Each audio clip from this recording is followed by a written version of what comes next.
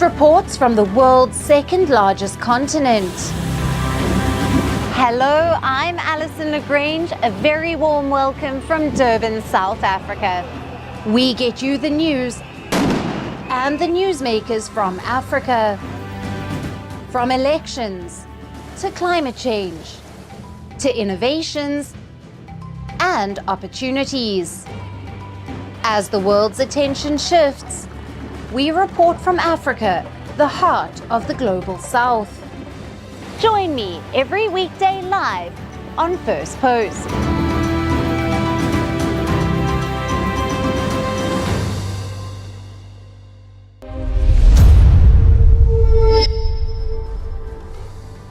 Hello and welcome to First Post Africa, where we get you the top stories from the continent and from across the world. I'm Alison Lagrange, coming to you live from Durban, South Africa. First, let's take a look at the headlines.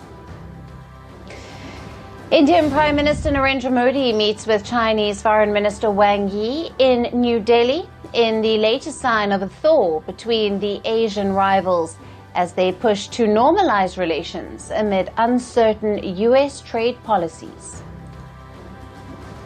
French President Emmanuel Macron and British Prime Minister Keir Starmer will co-chair a meeting of Ukraine's coalition of the willing later today, following the talks between US President Donald Trump and Ukrainian leader Volodymyr Zelensky. And Israeli Prime Minister Benjamin Netanyahu slams his Australian counterpart Anthony Albanese as a weak politician amid an ongoing row between the two countries after Canberra declared it would recognize a Palestinian state. Raging wildfires scorch an additional 30,000 hectares in western Spain within 24 hours as the country endures its worst fire season on record. And Brazil asks US tech giant Meta to immediately remove chatbots that mimic children and generate sexually suggestive remarks from its platforms.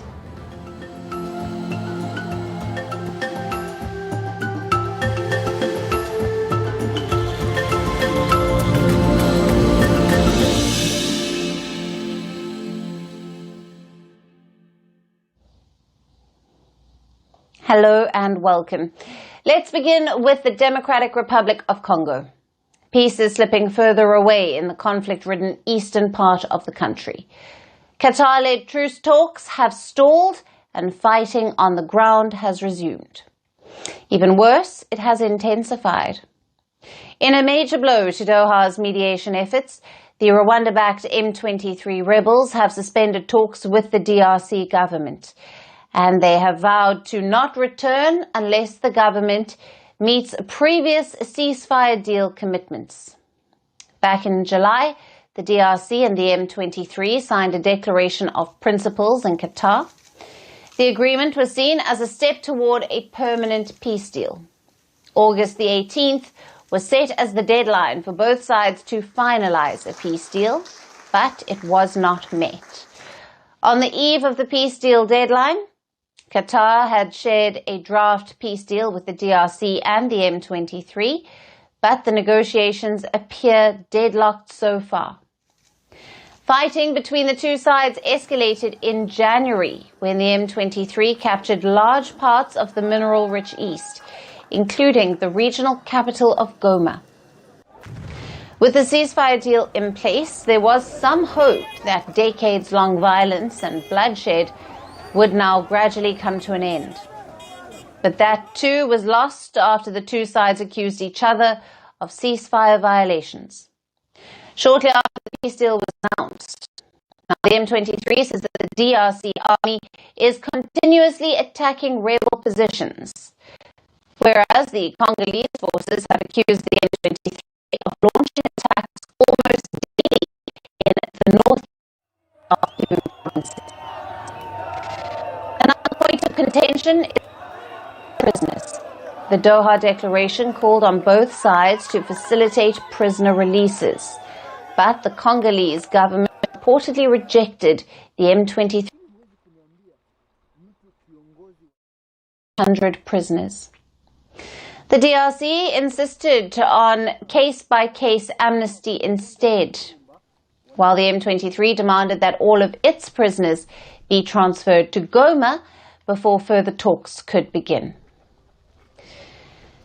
By the look of it, the situation does not seem very promising. Yet Qatar has decided to remain optimistic, asserting that peace is still attainable in the DRC.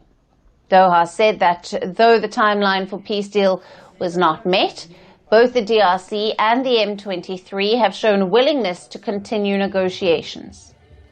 Qatar also hinted at hosting a major round of negotiations in the coming days. The Qatari peace agreement runs alongside a Trump-brokered peace deal between the DRC and Rwanda, which was signed in June. President Trump had hailed the deal as a glorious triumph, but the reality looks grimmer. The conflict in DRC has killed thousands of people and has displaced hundreds of thousands of civilians so far. Despite several attempts to bring peace in the region, violence in the region could not be stopped. And now it looks like the Qatar and US brokered agreements too have joined the long list of failed peace deals in the region. And for more on this, we have with us Musa Mdunge, an international affairs expert who is joining us live from Johannesburg, South Africa. Great to have you on the show, Musa. Thank you so much, Alison, for having me. Now, the M23 has suspended peace talks, citing the government's failure to adhere to the earlier ceasefire. How credible are these claims? And what does this suspension then signal about the rebels' intentions moving forward? Well, certainly, M23 have, of course, called the suspension of these talks based on the fact that they believe that the government has not acted right in terms of its own position. We know that fighting continues within that region. Both sides continue to impose a threat on each other, and particularly for civilian lives that are impacted in Eastern DRC. This is a major headache and an issue. But also on top of that here, Alison, is the issue of sanctions against members of M23 by the European Union, which they believe, are unfair, are unjustified, particularly at a time where all sides are seeking peace. The issue here, Alison, is that this matter is quite complex. There are so many rebel groups that are vying for control over Eastern DRC, and that makes the issue of peace so unviable because in essence, who does one talk to? And that is the challenge that we are faced here, that there are too many chiefs in terms of this matter. And that makes the issue of peace so complex, particularly when you consider the issue of sanctions. And given that the M23 captured Goma and much of eastern DRC earlier this year, how might the collapse of these Qatar-mediated talks affect stability in the mineral-rich East? And what risks does it pose for the civilians on the ground? Well, certainly, given the geographic strategic position that the DRC holds in the African continent, you could imagine for the movement of goods throughout the continent, a country like DRC becomes so critical and its potential so important. And that is why perhaps beyond just the fact that it's a mineral-rich country, it is the importance that it plays in terms of transportation, infrastructure, energy, and trade in the continent. And on a civilian level, you're looking at about 7 million people being displaced because of this conflict. On top of that, Alison, you and I know that there have been human rights reports about violations happening there, such as the rape of women and children. And that is a key issue here that I think all sides need to consider is the welfare of their people, because you're talking about a population of about 100 million people that is a very key market, has huge potential. And that explains why, for example, Donald Trump has hitched on this particular issue with the whole DRC-Rwanda peace agreement that was signed in June. In many ways, it is both the economic sort of potential of this country, but as well as the potential of its people in terms of the role that DRC can play on the continent, in terms of its future, that is. Absolutely. Right. And these Qatar talks were meant to build on that US-brokered peace deal between the DRC and Rwanda. With the rebels now refusing to participate, what role can international actors realistically play in bridging this impasse? And is Rwanda's influence a complicating factor here? Certainly, you raise a good point when you raise the issue of Rwanda, because I think that is the key towards getting the M23 rebels to the negotiation table. So fundamentally, it's about improving relations between the DRC and Rwanda. And I think a key player in that role can be the African Union, whose role in very much so in this particular process has kind of been missing here, Alison. If you consider that it has been the regional organizations in the continent, SADC, for example, that has played a role in this issue, including then you think of the Qataris, the Americans, and of course the Angolans as well. But I think a key to this is going to be Rwanda. And I think there needs to be more done in order to ease relations between the two groups. But of course, bringing the EU on site, I think, is going to be very key. We know, for example, that Rwanda has expelled the Belgian diplomats. And because of that, it makes the road to peace quite tough. So I think making sure that Rwanda is on site is key to getting M23 rebels on site as well. Musa, as always, great to have you on the show. Thank you for being with us. Thank you so much for having me.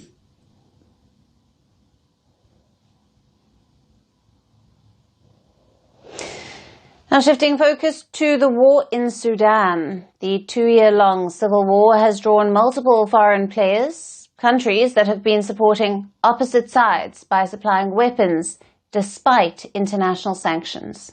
Now, Pakistan has joined this list. Pakistan has signed a major defense deal with Sudan worth $1.5 billion. The agreement followed a high-level visit by a Sudanese military delegation to Islamabad, led by the commander of the Sudanese Air Force. The delegation also included senior figures from Sudan's Air Defense Command and the Military Industry Corporation. As per reports, both sides agreed to an extensive package covering aircraft, drones, armored vehicles, and air defense systems. The deal includes K-8 Karakoram trainer and light attack aircraft, the Shalpar-2 and UAVs, engines for MiG-21 fighter jets, armored vehicles, and HQ-9 and HQ-6 air defense systems. Now, these supplies are arriving at a time when Sudan is caught in a brutal civil war between the National Army, led by General Abdel Fattah al-Burhan, and the Paramilitary Rapid Support Forces, or the RSF, that is headed by Mohammed Hamdan Dagalo. The Gulf nations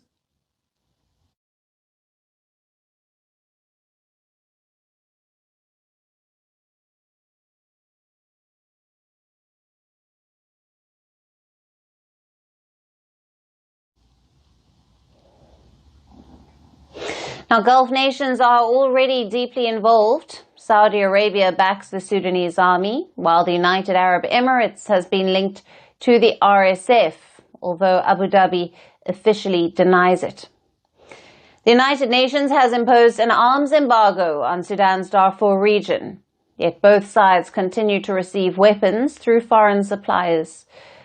Earlier this year, the United States sanctioned General al-Burhan for his role in the conflict.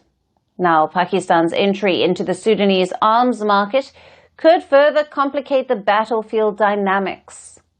This deal also comes as Pakistan deepens defense cooperation with Turkey, a country well known for supporting Sudan's military leadership.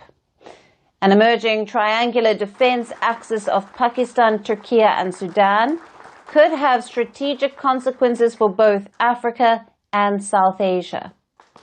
Islamabad is exporting weapons as it faces severe economic crisis. In recent years, Pakistan has sold defense equipment to multiple African states. However, Pakistan's defense exports carry a controversial image. The country has been long accused of providing a safe haven and support to terror groups in South Asia, and its weapons are often criticized as potential sources of instability. Now, reports have also surfaced about Pakistani mercenaries and trainers in Africa. Recently, Nigeria arrested Pakistani nationals accused of training Boko Haram terrorists, a group responsible for a decades-long insurgency. So, while Pakistan attempts to project defense power in Africa, its own track record of terror links, economic fragility, and questionable alliances raises serious questions about the long-term implication of this deal.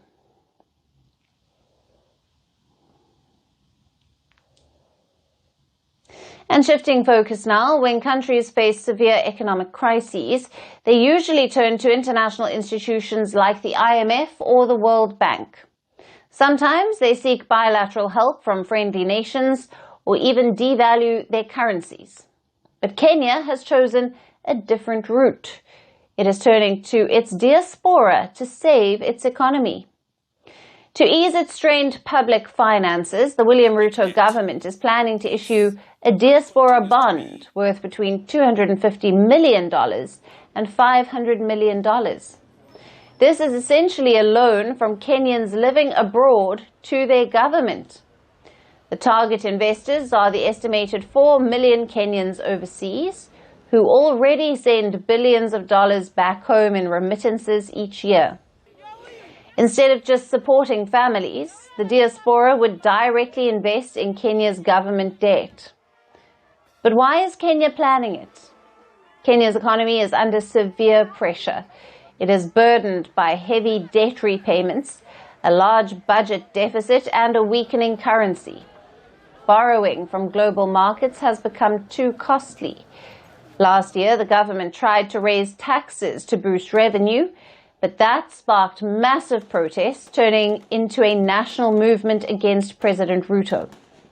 Over 60 people were killed in the unrest. In response, the government says it is shifting towards alternative financing rather than aggressive tax hikes.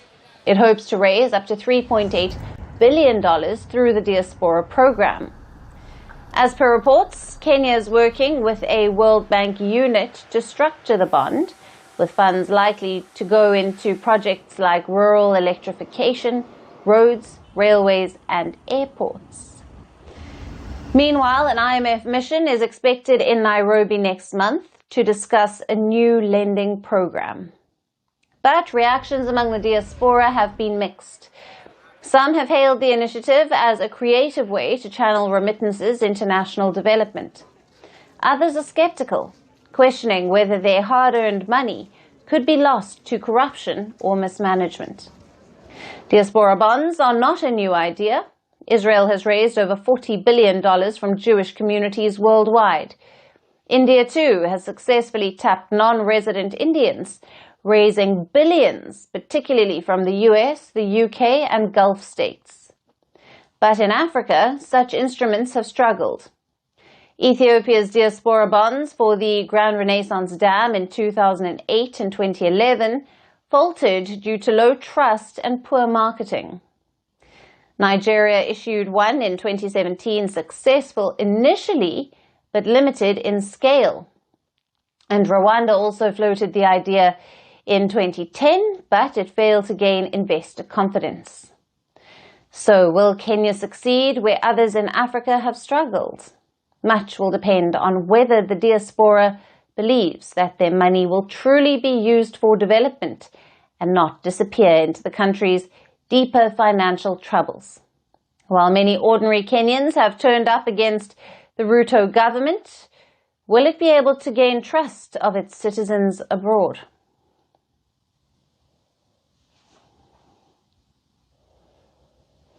And for the last story today, let's turn our attention to South Africa. The country's black empowerment laws have had many staunch critics, and one of them is billionaire and SpaceX founder Elon Musk. Now, Musk is seeking an exemption from the South Africa's black ownership rules. SpaceX founder, who was himself born in Pretoria, has slammed the laws for being openly racist.